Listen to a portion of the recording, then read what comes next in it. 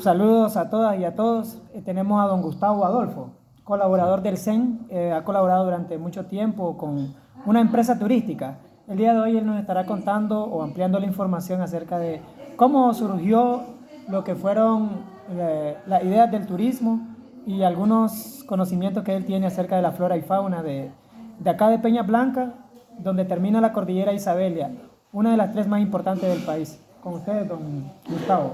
Muchas gracias. Sí, muchas gracias. Entonces, uno de los primeros habitantes de este lugar fue Don Chico.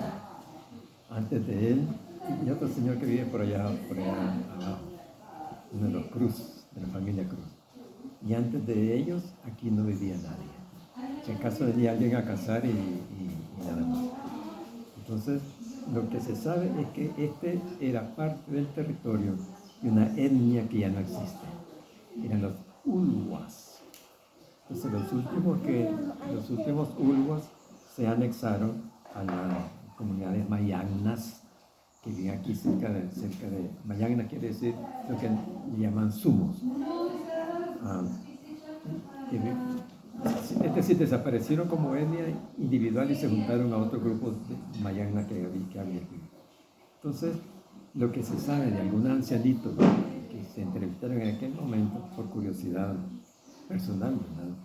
De Alan Bolt, que fue el fundador de este proyecto, es que ellos venían aquí a hacer algunos rituales y se iban. Entonces, este era parte de su territorio, pero no vivían aquí. Me imagino que vivían a hacer tomar algunos materiales, algunas hojas, algunas plantas. Entonces, ellos se acuerdan de cuando eran niños, vinieron aquí un grupo grande de esta etnia Ulhuas y dejaron aquí a algunas personas, de los ancianos, serían como los suquíes, como los curanderos, como los sacerdotes. Entonces los dejaron aquí y los sacerdotes prometieron que iban a regresar a la comunidad cuando la gente de la comunidad estuviera dispuesto a defender su etnia, su cultura, su futuro. Entonces se quedaron aquí, no sabemos cuántos eran, eran más de uno, y no volvieron. Y eso es todo lo que se sabe. Entonces me imagino que había gente que venía a aprovechar algunos recursos que había aquí, pero no sabemos más. Lo único que sabemos de estas personas Ulhuas es que este era para ellos un cerro sagrado. Este era un cerro que, sí, sagrado es la palabra más apropiada para este caso. Entonces, el chico vino aquí como un empleado de un latifundista, un hombre importante. Entonces, y aquí se quedó, ¿verdad? Aquí hizo su familia, tenía su propio cultivo, de una manera autosuficiente. No necesitaba dinero, si en el caso vendía alguien que pasaba un chancho gordo, por ejemplo, un ternero, con poco dinero en la bolsa y no hallaba qué hacer con el dinero, porque aquí no había nada que comprar. ¿Aproximadamente hace cuántos años empezó Don Chico? Pregúntale a un chico, ahí está. Ok. Bueno, otra pregunta de que nos podría cooperar acerca Entonces, nosotros, digo, hemos pasado, a veces hemos visitado el CEN, ahí el Centro de Entendimiento con la Naturaleza, y hemos encontrado algunas estructuras como una cueva que tiene forma de donde se nos presenta. Sí, como no, esa es una buena pregunta. Entonces, ¿por qué si la cueva, es decir, le llaman la casa de piedra, creo que le llaman a ese lugar, que es, bueno, bastante elevante. Entonces, la casa de piedra es una roca muy grande de origen volcánico, que ha sido erosionada por las lluvias, por las corrientes, imagino que también los vientos y no sé qué otras fuerzas de la naturaleza, que tiene muchos huecos y ventanas, y es muy curiosa la roca por dentro. Entonces, aquí hay muchos sitios turísticos interesantes y nadie ha hecho un inventario de ellos. Entonces, este es el sitio que ha estado más visitado, digamos, por la presencia, que recoge turistas y frente a alojamientos y demás. Hay muchas comunidades por allá, varias comunidades que están alrededor, pero como digamos, un inventario de recursos turísticos, por ejemplo, recursos naturales, pues realmente no tenemos un inventario formal. Entonces, hay un detalle que debo mencionar. De las primeras personas que vino a este lugar para apreciar las bondades del sitio fue Alan Bolt. Él vino aquí por un accidente, porque él tenía una tierra que le estaba trabajando por varios años. Y en tiempos de la guerra, la última parte, no de la guerra, la guerrilla, ellos ocuparon esa finca suya y le echaron a él, ¿ves? Entonces vino buscando otro lugar donde pudieran asentarse. Alan Bolt, al que hay que mencionar, viene de una etnia indígena que se llaman es decir, a ver, si te cuento la historia más apropiadamente. La abuelita de Alan era una tlamatinime, es decir, una sacerdotisa de una comunidad, una etnia, digamos, indígena. Y entonces, por algunos de los accidentes que sufrió Alan, se quedó ciego, siendo un niño, un accidente, ¿verdad? Jugando, se cayó de campo, quedó ciego. Entonces tenía muchas limitaciones. Él era el menor de 6 hermanos. Cuando fueron creciendo, los niños fueron a Matagalpa para ir a la escuela. Alan se quedó porque no podía ir, la abuelita pidió que lo dejara.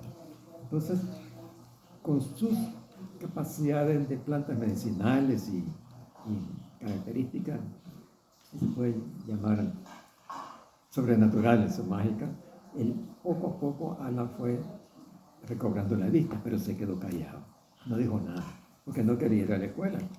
Y entonces aquí se quedó y emprendió de la señora muchas cualidades que son difíciles de repetir ahora. Entonces vino aquí buscando un lugar que fuera especial y encontró aquí en esta montaña una energías, unos sentimientos, una actitud, algo que era diferente a otras áreas boscosas que él había encontrado. Algo que los indígenas de esta etnia le llamaban centro de poder, que tenía ciertas cualidades especiales. Yo estuve tratando de identificar qué había aquí que lo identificaba como centro de poder, y quedamos, al final, mis conclusiones fueron que se llama centro de poder porque 3 cualidades principales. Uno, la gran diversidad de árboles, principalmente árboles frondosos, no tanto en estatura, sino que en anchura del vuelo, es decir, de la copa de los árboles. Esa es una característica. La otra es la abundancia de agua. Eso lo hace muy especial. Y tercero, la gran biodiversidad que existía entre la vegetación. Quiere decir, animales, que pajaritos, que mariposas, que larvas, que nidos. Es decir, ese tipo de cosas que hacen que la vida aquí sea muy, muy abundante, muy, muy copiosa. Eso, a mi juicio, ¿verdad?, es lo que él identificó como sitio conocido como centro de poder. En otras etnias le habían llamado un lugar sagrado. Por eso venían los Ulwan, venían aquí a hacer un ritual, unas invocaciones. No sabemos en qué consistía sus